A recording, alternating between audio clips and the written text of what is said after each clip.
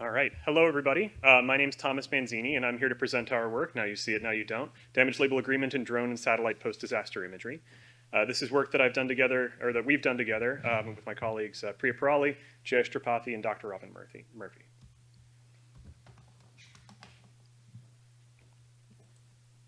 So when a disaster happens, we're going to get there. There we go. When a disaster happens, drones and satellites all point their sensors at the scene of the disaster in hopes of trying to figure out what the conditions are in the scene in order to inform the local response.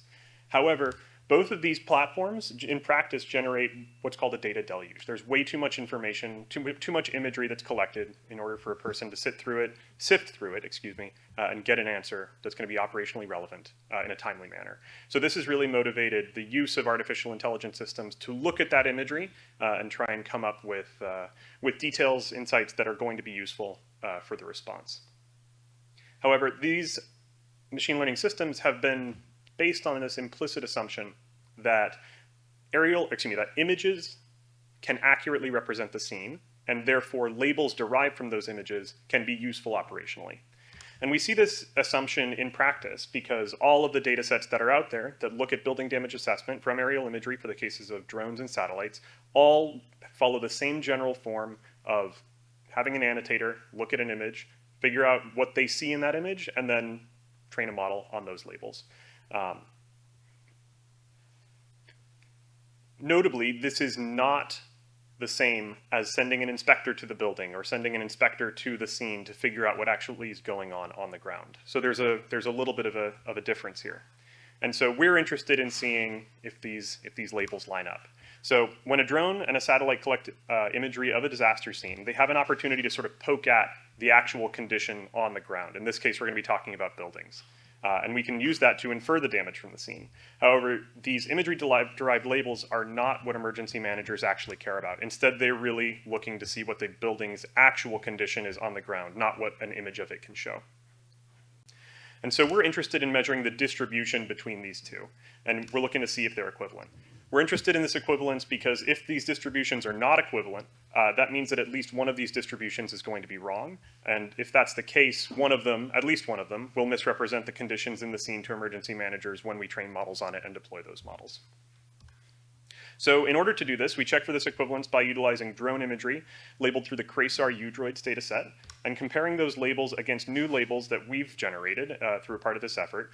We generated those, annotators that we worked with generated those labels, and then all of those labels were reviewed as a part of the process.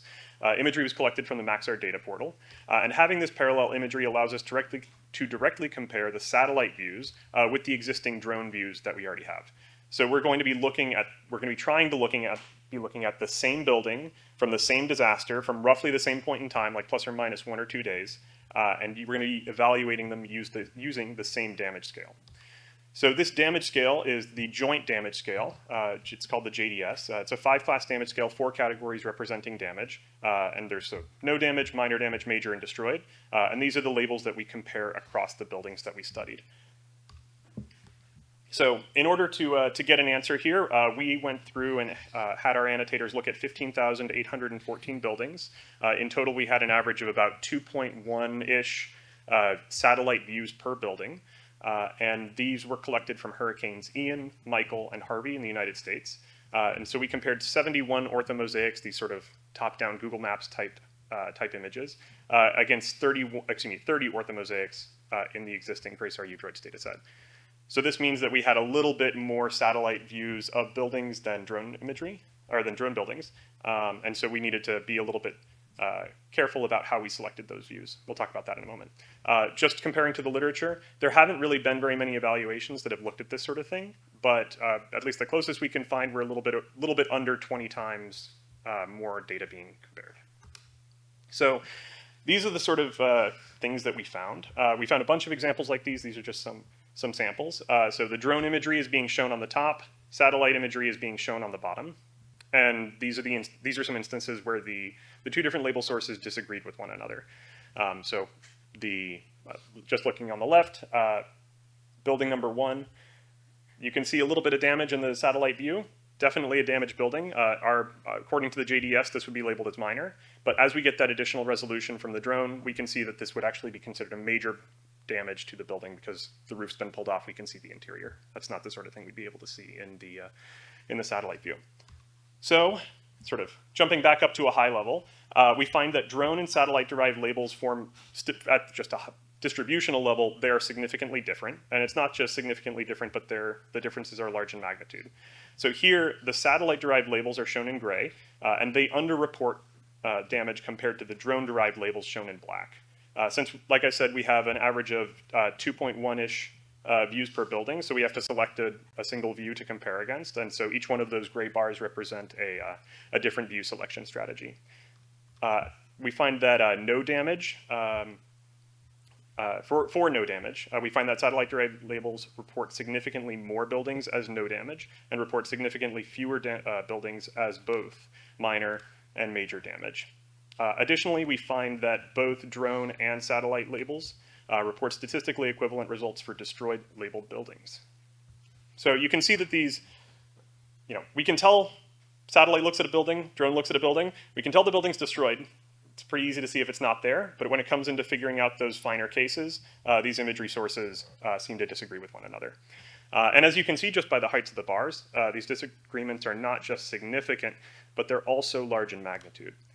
So here's a confusion matrix of the comparison. We've got drone on the vertical axis and satellite on the horizontal axis. And on the left, we've got the different view selection strategies. You can read up on the details of those strategies in the paper. But the upshot is that we're looking at about 30-ish% label disagreement between the two sources. So drone looks at a building, satellite looks at a building. Chance that the labels that are derived from those imageries are going to disagree is about 30%. So this indicates that computer vision and machine learning models trained on at least one of these distributions is going to misrepresent the actual conditions, as they can't both be right. Like either satellite's going to be right, drone's going to be right. Probably both of them are going to be wrong in some direction, but we can say right now at least one of them's broken. So this represents some ethical challenges, and so we've got some recommendations that we put together in the paper. So first, we need to evaluate computer vision and machine learning systems on the appropriate ground truth for whatever application we're thinking about. So that could be a ground level label, send an inspector to the building, figure out what the actual condition is, and then train the model on that. Or at the very least, just be confident that you're gonna be a little bit wrong if you're gonna be using imagery derived labels. Number two, we argue that, we argue that damage assessment systems need to be framed as a joint cognitive system. The reasoning for this is that we have to address the problems that are most relevant to emergency managers, not just the ones that are convenient for machine learning systems to model. The third one, damage assessment models must be calibrated to the label disagreement that we see across the views. So if labels are going to change between satellite and drone, we need to have some sort of uncertainty quantification system in place in order to measure that disagreement so that we can inform emergency managers, decision makers about that difference. And then with that in mind, we need to be telling emergency managers that, hey, you're not going to be seeing the complete picture just by imagery. Like I said, at least one of these imagery sources is going to be wrong. And so emergency managers at least need to have that in their head when they're interpreting the outputs of these machine learning models. So I'll say with that, the paper, data, and code used to conduct this work is all publicly available. If you've got any questions, I think we've got some time. Thanks so much, Tom. If anybody's got questions, feel free to come up. And feel free to give the round of applause. Sorry.